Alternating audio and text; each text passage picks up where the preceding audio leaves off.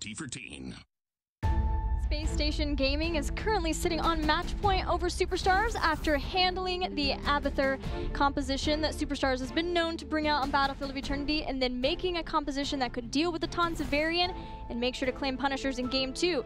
Now, Dread, is there any particular battleground you'd like to see as a focus for Superstars to try to make the reverse sweep happen? I don't remember Dragon Shower was banned, but that's the first thing that comes to mind. I honestly don't, because we got through our map graphic so fast the first time, and I forgot to write it down the second time. But if Dragon Shower's up, small maps are the best thing for Superstars, just in general. As long as it is a Tomb of the Spider Queen, Dragon Shower, that is what I would like to see of them, because that's where they're most dominant before, right? And we're going back to the old versions of Superstars, and that's where they go. Well, it's funny that you say that, Dread, because we are, in fact, going to Tomb of the Spider Queen. Not Dragon, but a small map all the same.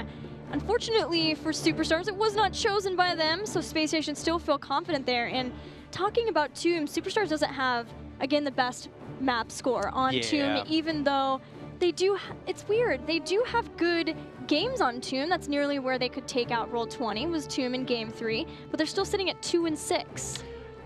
I mean, a lot of that for me would come down to forcing the advantage. Just a lot of, I mean, for North America in general, the consistency oftentimes relies to how often a team effectively pushes their advantage, or whether or not they bite off more than they can chew. A map like Tomb of the Spider Queen, one of the least consistent to be able to understand when your win condition is coming through. A team like Superstars, who generally struggles with that, they're never an easy opponent to take out. They will slowly lose a game, but they'll never do that thing to overcome it, which is why it seems close. A map like Tomb of the Spider Queen, they fall behind, they hold their own, but the win condition is not clear for the opponent, so they stall it long enough to come off as more close than maybe they have been. Some of them have been really good, but it is, I feel like a lot of it, the map and the trending that we see here for Superstars. What's been interesting to me this series is that we have had Johanna so far in both of the games, played by both of the teams in the series, and it's all too likely that we get a third Johanna in the third and potentially final game here on Tomb of the Spider Queen. Again, no changes coming in for Johanna, but it is Superstars. Superstars, we know, have liked Johanna as a hero for a long time.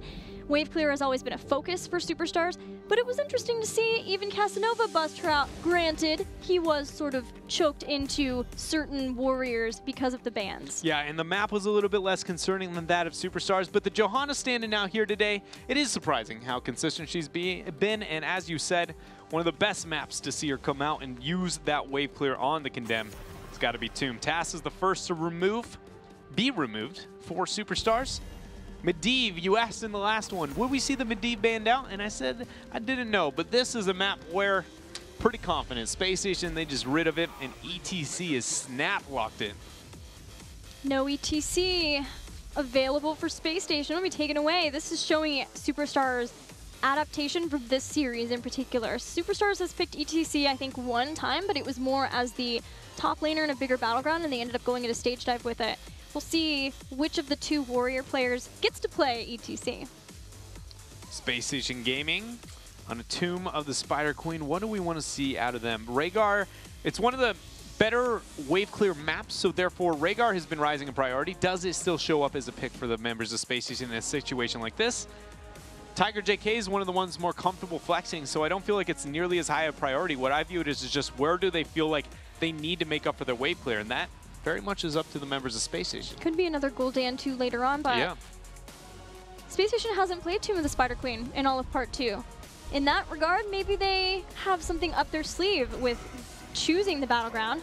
Starting off with the Malthael and Garrosh. Malthael, Garrosh, so very, you know, Roll20-esque. And on the note of Roll20 here, Superstars, do they use the Chromie? Chromie has been such a unique phenomenon in part number 2. She has been more relevant in North American drafts than she's ever been, but her play has almost been less than it's ever been because she's just banned. She's just banned. That's all she sees, really, it feels like, in North America.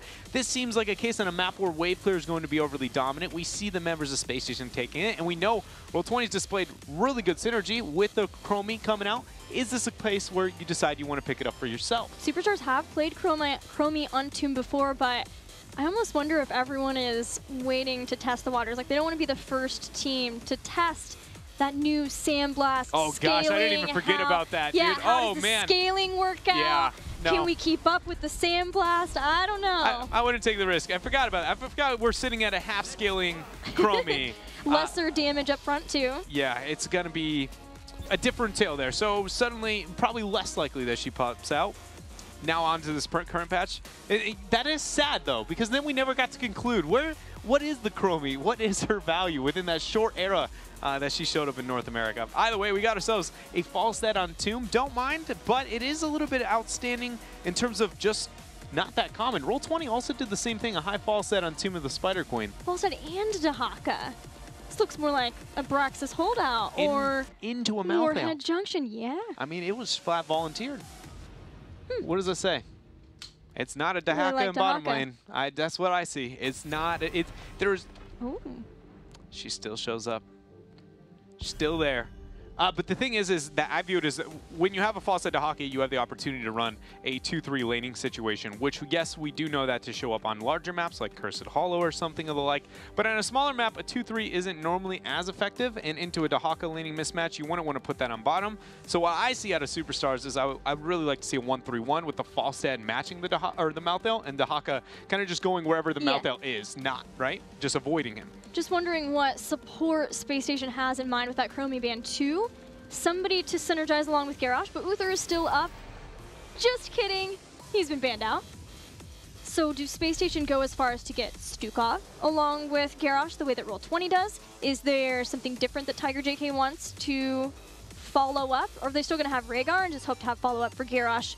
Pulls and tosses in a different way, like kill Thos with the gravity lapse? I feel like it's got to be Stukov or the Rhaegar, maybe a Malfurion. I like the Rhaegar the most out of all of them because it synergizes the wave clear. That one's the biggest one where it's like, if you don't go the Rhaegar, what else are you aiming for here? The other, like the Malfurion's the only other one I can see because it aids a bit into it and it can synergize pretty well with some of the Garrosh, flips, but we haven't seen too many teams be that effective with it. Tiger JK hasn't played Malfurion for all of part 2 either. That makes Lucio. All right. They take the Lucio, so there's no Lucio to counter Tormented Souls and Malthael.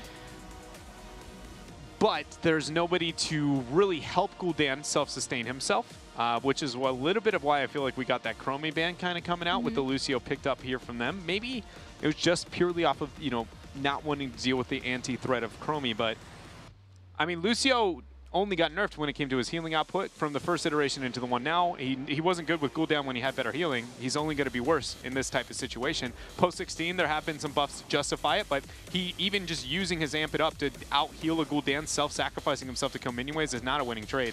Yeah, I wonder if he'll take something like a health funnel to just constantly keep his own sustain up, or if he will, because the threat of Garrosh is going to be so much that he can hopefully just take care of himself because nobody wants to get close enough to Garrosh if they get flipped over into towers. There she is! New Jaina! New Jaina busted out. Snap Nova! Wait, what? Oh, baby! She is here! I haven't seen me a competitive Nova since, okay, outside of E-Star at Mid-Season Brawl and some crazy Chinese strategies, which happen once in a while, just that game, I don't know if it counts. Yeah, okay, let's count removing entertainment factor, like a genuine try-hard Nova. It's been a while. Not with just North America specifically, it's been, I'd be willing to say it's like a year and a half, 2, almost. They couldn't have known that Jaina was going to be coming out there, right? It was immediate. Like, they were like, we know this is going to be Malfurion Jaina, so we're just going to have the Nova ready? Or were they going into Nova no matter what? I think no matter what, they were committed. I think they were going into Nova no matter what, but I'm not quite sure.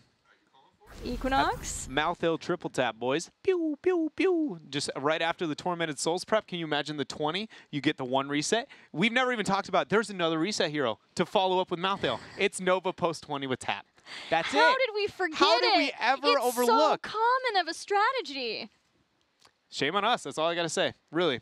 Dread, I got to ask, we've got Jaina double global on one Superstars. side. That's it. That was your question, and this, in fact, is my answer. The Nova, on a map like Tomb, a lot of people at home, maybe this is for an in-game moment. The camera's moving. I'm suddenly wondering how much time I got into this game. I haven't heard anything. You're good. Well, let's just... She has negative wave clear, like almost negative wave clear. She outside of precision strike and a minion wave, she really is not very effective in that area. It's one of the biggest wave clear maps. She doesn't have any, other than the Falset and Jaina, those are the 2 squishies, and Malfurion is one of the better supports to pick it. That is awesome. Those are silver linings here. But let's just say levels 1 through 9 don't work out, too hot. Double turn-in happens on Superstars. Just where do you come back from that game other than huge mistakes on the side of Superstars?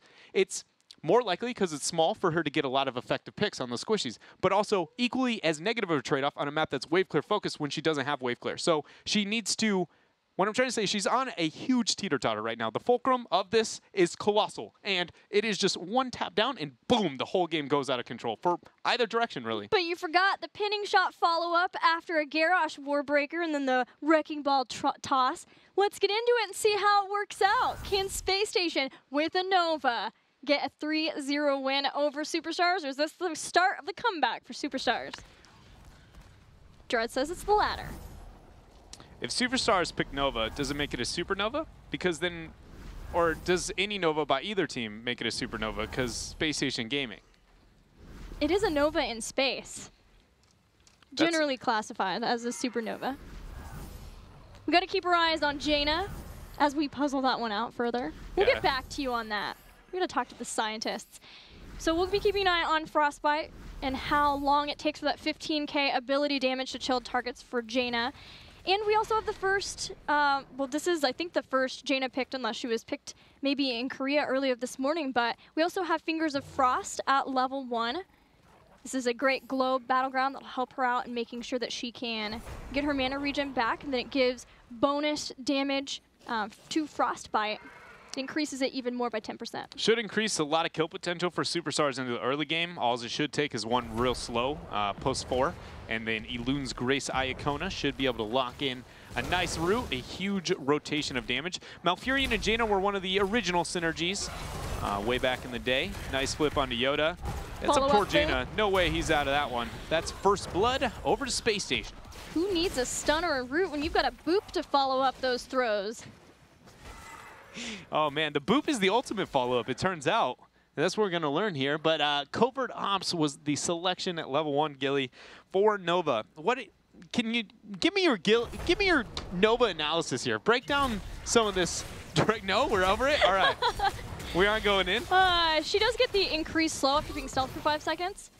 And so in that regard, she can follow up and give that extra follow-up to Casanova. We do see Casanova and Equinox rotating together, so it's clear that this is a strategy that they've been able to find some sort of success with somewhere. The main thing I see when I see moving into the Covert Ops is after the 5 seconds of stealth, the pinning shot increases the slow by 50%, and it really costs you nothing. It's more focused on, you know, just picks, honestly. In general, that's the transition. Yeah, I don't know how much pinning shot forward we'll get as a build. Something like a double tap. We'll just have to see. It's so rare that we get a Nova that it's essentially brand new. I mean, and to be honest, you know, Nova's not my go-to when I decide, let's enjoy myself in Hero League. What do I want to pick up? What, but she's the #1 player killer hero. I mean, just because she kills the heroes, you know, you're probably right, actually. I'm probably undervaluing her in solo queue. You're right. I should be the dirty Nova main. Oh, what have I done? I've created a monster. I just really interesting to see SpaceStation pick it up. I just want to know, when does it come online, other than a couple of kills here and there in laning? The slow, Casanova comes in. We've already got Burrow. I think I figured, I mean, I don't know, almost Tyrande-esque is how you should view this game for SpaceStation Gaming. If you've never seen a Nova and don't know how she plays out, they should just be looking for a full level lead, level 1 through 9, really snowballing the map, manipulating the control. But if I'm Superstars, to be honest, I am totally okay with them getting a turn-in. I'm okay with SpaceStation Gaming doing anything but getting major structures. As long as I stall out their lack of siege, knowing Gul'dan is the only one to really make anything happen in that avenue, because I don't know if anybody kept in mind the fact that Malthael does almost 0 damage to structures, considering his passive doesn't touch it. Sieging just doesn't exist for the members of SpaceStation. So I give you the turn-in, I stop every siege, and I just go, your objectives can't win the game. You have to win through picks, spread out the gems, and make sure when you get a turn-in, it's going to make something happen. And if we see that slow play out of Superstars, I do think they have a prime chance, or a really great chance of taking this game. Yeah, just make sure that slow the picks down. You know what's up now. You know that Garrosh, Nova are rotating all around. You've got Malthael on the bottom. You've got Gul'dan kind of rotating around with Lucio. Don't allow the picks to happen. Catch Jason would be great. Yeah, that's a 3-man, no, only 2-man power slide. Knockback there. The ticking up healing from Lucio is not quite enough, but Urho getting punished there from Equinox. Draglands on a Stray, but no flip from Casanova. That's all she wrote there on bottom lane. SpaceStation Gaming find themselves another kill, but at least it was 1-for-1 for Superstars. They really needed that. Well, SpaceStation now have a way maybe of being able to get their own counter siege with Nova's version of Bribe. That's what we're going mission. with for counter siege? I'm trying the two to mercenary give them camps? something, yep. I respect it. You know, you're digging deep here. If she sneaks her way in and then can steal away the bruisers of Superstars. But yeah, it's all down to picks, just like the Toronto compositions. The pick comps with the Garrosh, this is definitely a form-ish of cheese, a specially crafted strategy for SpaceStation. But it's cool to see that being up 2 games in the series, they're willing to flex and show us something that they've been working on. Snipe Master. Ooh, here we go. Level 7. Is that, hello? Is this Equinox Snipe Master on the competitive note? What? So high risk, high reward here for SpaceStation Gaming? I know what I'll be talking about every time I open my mouth talking. Right now we're sitting at 0 Snipe Master stacks. Nice flip there. Cleanse is going to be used. Oh, those roots. Got him. Excuse me, there was no cleanse. It was Indomitable. Now Tiger JK is the focus. He's unable to make it out. 2 deaths here. Pre-9, and more importantly, a Web Weaver phase that could be turned in for Superstars. This is not good. This is terrible. I mean, let's be real here. I told you guys, this is a very teeter-totter composition for SpaceStation Gaming because of the Web Weavers. The biggest thing that we have to highlight for SpaceStation Gaming is that this is one of the, Superstars is one of the worst teams at being able to properly maybe force their advantage. Great punishment there on bottom. So, they're one of the few teams that may struggle at actually punishing this this Nova composition by being able to abuse this early on. If they fail to get as much out of this as they should be able to do so, somehow SpaceStation can bring it back. And that is, again, highlighting what we have seen consistently from Superstars before they had gone through such positive upswing in Phase 2. Superstars, to me, when they're this version of Superstars, really feels like when things are going well, and it's a type of composition that they know, which is generally, I feel like that's whenever they draft, they play out of their minds. Like they're playing right now. Hosty flies in, they get another kill, they take out Gul'dan, they're 2-level leading SpaceStation Gaming. When Superstars is running the show, things are very good. They look very good. It's just when they fall behind, and this isn't necessarily a fault just of Superstars, right? Trying to figure out the right times to take risks, and willingness to take those risks is something that Superstars has sometimes lacked. And so in this instance, things are looking really good for Superstars to try to just continue this out. They've already taken out 2 forts with 1 Web Weaver phase. SpaceStation don't even have heroics. And so there's a lot to be talking about now that heroics have come online at least for half the battlefield, and the interaction with Nova. Mainly Welly is what I want to be talking about. Welly is the summon water elemental of Jaina. It has been buffed rather significantly, going down to the 60 cooldown, but into Nova. I know Nova's not a hero we see too much, but as a dude who used to play a lot of Nova when she was in meta and played it when Jaina was in the meta a lot, this is a very good spell to be anti-Nova. Even if you see her stealth on the map, all you have to do, if she's coming to kill you, you drop the Welly on top of you, you reveal with Cone, and you just win the trade. It is, not only can it wear shots, it makes it to where if she reveals herself, she will be revealed until dead or you're dead, one of the two. And so it really is going to change how this laning phase plays out for SpaceStation Gaming. But Superstars, man, looking exactly that, Superstar-esque, as they're flying around making stuff happen everywhere. There's the precision strike. Falstad does go down, Horrify follows. Iacona gets caught, double kill. Mosh Pit hitting 2, hitting 3. 3-man Mosh Pit, and without talking trees having to Horrify to interrupt, that was full value there. Web Weaver's backing it up, Giants building up on bottom, and 13 talents here. Superstars are just tearing through SpaceStation Gaming so far here. And I would like to say that it feels like it's going to change as things move on, but again, this is a high-risk composition SpaceStation went into with that Nova, and they have fallen far enough behind to where I do feel like it is a bit too much out of the realm of their control. Yeah, the 13-11, that 2-level lead can only get further and further, looking at a 16-13. Oh, taking out Arrow would help a lot. Huge victory there. Man, SpaceStation Gaming, you can see Superstars underestimating the pressure that Nova could put out there, almost 50%ing ETC on his own. Yeah, we'll forgive Superstars for maybe not realizing what a Nova can do in a competitive game. It's been a little while since we've had one. It's been a while. I just want to know, is this a one-off, or is she like a thing?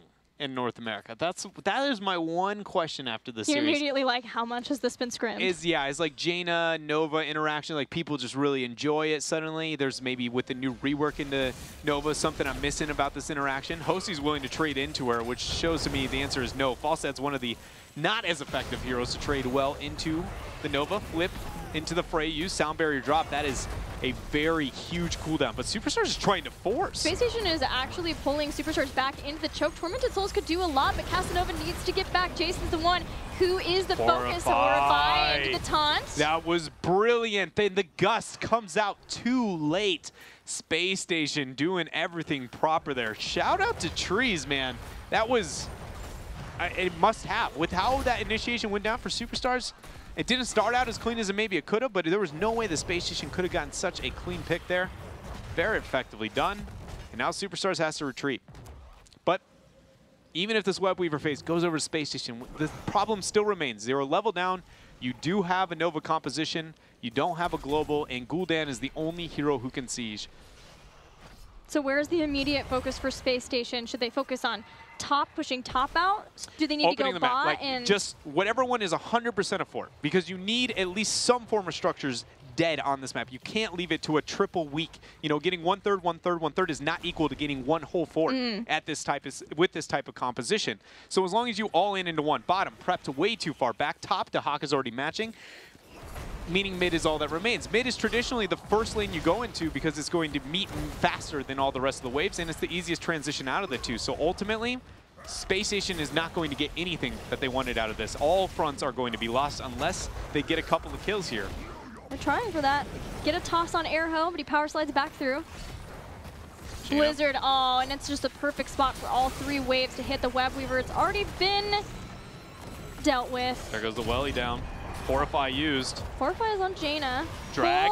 That gust. Oh man, that gust. Big Hosty. Stray. Off on the side. Adaptation used. Cleanse is dropped, or Inevitable End. Inevitable End was the use there. Look at that welly. I guess he's got enough armor. He's going to be fine. But talk about a gust of the century right there from Hosty. You know what'll help with the armor at 16 is Northern Exposure for Jaina. That's a good point. Be able to help pressure out the Garrosh, who has no mobility. Maybe Jaina's the answer to Garrosh here. That's the thought process. Yeah, when I was trying to do some of the math with burst mages and figure out who would be really effective with that, Ring of Frost would be a great initial burst, but they have heroes who can help do that too, and they have Giant Killer as a way of still cutting through that armor. Potentially Northern Exposure too for the rest of the team. Stray's the focus. He already popped the adaptation here. He's flipped, he burrows, he's gonna heal on up. Talking Trees, gets silenced there from that Twilight Dream. He's the first to drop. Urho, Mosh Pit, he locks in 2. Malthael's dead. Superstars, they have got that after a brilliant barrel gust. 3 for nothing.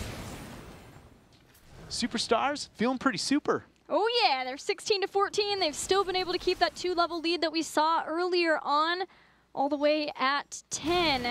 And even without enough gems to get Web Weavers set up, they are ready to take down and keep and start the catapult pressure against SpaceStation while 3 members are still down. That was the focus in that fight, to see that Gul'dan could be caught, even though Dahaka was looking for the drag on that too, but Gul'dan all the way up there, immediately catching him so that he couldn't drop a Horrify. He was the focus. Hosty came in. From there, things really fell apart in that fight. And SpaceStation are running out of options in this game 3. Yeah, especially if this turning goes over to Superstars, conveniently for them, they're 1 away. So even if they give up all this turning up on top, obviously you want to try and avoid that here. But there's still one, well, there was one remaining. Dahaka restored the balance there. And the 16 talents here, still quite a ways out. Now Superstar is probably going to get very, very aggressive. But they caught Iacona and forced a gust. This is brilliant from SpaceStation. The taunt. Taunt catches, Precision Strike, but Tunneling Claws gets Stray out of that situation. Gul'dan is more like Gul'dead. He just got potty.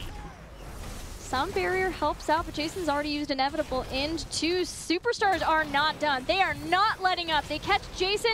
They push back Casanova. He's got a ton of armor. The welly slows things down. He's unable to make it out there. And now Superstars, they move right up to the boss. Keep in mind they have a Web Weaver phase to back up immediately after this. Don't think this is going to be game, but that top keep is very likely short-lived after this boss is obtained. I mean, I don't know about defending versus this. We don't have Tormented Souls. There's going to be Sound Barrier fairly soon. I mean, you're right. This is a bit of the problem with the Nova, right? Is suddenly every objective becomes that much more beneficial because she is so poor in that area. And they turn in back behind this. They can push out mid and then either show up with one of the two. Could be more than just the one keep. There is a clever play. Oh, man. If you actually precision strike and one-shot the whole minion wave right there and be able to push the... Never mind. You can essentially zone out the web weaver enough to get free damage onto the boss, but it would cost you a heroic choice, and I don't know if that's worth the trade-off of essentially losing this top keep or the fort. The best thing here for Superstars is that web weaver, or excuse me, Space Station, is that web weaver phase. Wait a minute. The flip, the taunt, the gust, he's dead. Precision strike is right on point. Found an ETC, and he is out of here. That synergy could not be prettier, but unfortunately, the sound barrier was not in time to save the life of Garrosh. Horrify has been used. 44 seconds for Gus, so there's no way to back out of this fight. Top keep's going to go down. Inevitable end use. Well, he's going to get the kill on Jason. He has no disengage there. Oh, they turn around. Okay, Gul'dan rids of it. I mean, this game has just been who dies first. Just legitimately has been like, all right, we're going to press our buttons. Whoever ends up being the first out is going to lose this fight. Well, Erho up in front that far. His support behind him is a Malfurion, and there's just not too much that you're going to get out of him when all of that burst damage drops down on top of him with Precision Strike. With Gul'dan there too. The fight getting back in. Root from Iacona buys a little bit of time. The 20 is the thing we've got to be looking at here. Superstars, they want it so desperately. The turn-in still out of reach for Space Station. 2 keeps down. Gul'dan, again, is the only member who can really go back and deal with that. Maybe you could argue Malthael now, but Malthael does it slower, so he can. It's just you lose more, again, resources, because that time is so very important at this stage of the game. So boss is really the only thing we can be considering here, or heavily should be considering if you were a Space Station Gaming fan. And again, that is a long ways out. Still 3 minutes roughly. Wintermute is Gina's choice of level 20 talent. ETC holding on to his. Wintermute. That makes me so happy. It's been a long while. That talent, when it originally came out on original Jaina release, I was so impressed. I was like, I get double the spells, and just like, let's be real here, Bolt was just too good. Ice Block eventually too good. Now, I get Ice Block. Granted, I don't have Bolt, but I have a chance to move into it, and I'm ready to see what it can make happen. She does have her Bolt back, but it is not anywhere near. Yeah, it's not the same Bolt. Yeah. One of these is not like the other. Exactly. And yeah, with the Ice Block, which was finished, Frostbite is all done for Jaina. She has enough, or it feels like Yoda has enough sustainability as it is, or self-protection. Ooh, that was a throw right in. Taunt. And Precision Strike again takes him out. Death this time! Death Metal, horrified to be able to get the peel out there. Jason, Tormented Souls is going to be used. They are ripping through the members of Superstars as best as they can. Casanova is now the focus. Blizzard not going to land, but a brilliant root coming out from Iacona. Casanova unable to make it out. He dies, so that makes it a 1-for-1. Tiger JK all but dead, holding on to the 31 gems. But it's not the gems that Space Station are worried about, it's their core. With Superstars only losing ETC, Posty booping his way on over to Talking Trees. May not have wanted to do that at all. Yep. Now there's... He's got a heal. He's fine. We're okay. Well, you know, everybody... I know we're sitting at a little thing that's on fire right now, but everything is fine here, Superstars. They're going to try and go for the core. Yoda takes too much damage. They're not respecting this Nova at all. Twilight Dream goes down. Nobody's able to get the kill. Iacona slowed. He's about to die. Can they do this? Sray is still taking the core damage. Equinox finally gets focused on from Hosty, who takes half his hit bar as the Precision Strike drops. Talking Trees respawns, but it's just too late. Superstars take out Space Station in Game 3. Superstars is able to claim a game for their own, but we have to consider the fact that that was a Nova on Tomb that we saw bust out by Space Station Gaming. You know, it was a bold strategy, didn't pay out too well. A lot of the downsides I feel like were brought to light rather effectively, but you did get to see the thought process behind it, which I think is really dope. The fact that they were willing to just use the flip Nova one-shot. Precision Strike oftentimes was the thing that ended up getting the kill, which, I mean, I don't think I've ever accurately said is a true statement in competitive Heroes of the Storm ever, so that's pretty cool. Serious props to Superstars for after losing a few kills to that early on, immediately making adjustments necessary in laning, making sure they stayed safe, and then responding to that to get the kills necessary to get the first turn-in phase. Because once the first turn-in phase hit, and Superstars had 2-level lead, they had heroics, and they had 2 forts down, it was a completely